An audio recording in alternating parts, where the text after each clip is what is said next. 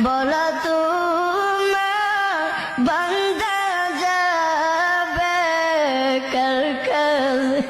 বলা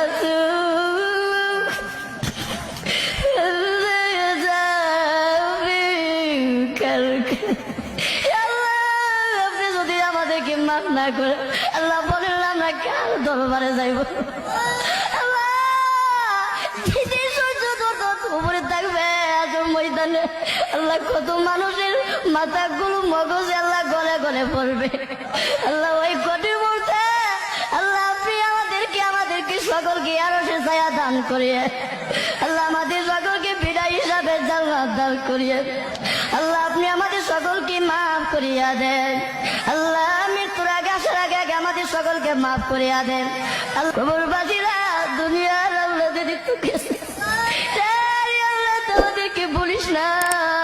বাড়ি ঘর ভাইয়া জমি যাবো ভাইয়া দুঃখ পাবে আমাদেরকে বলিস না আল্লাহ আমাদের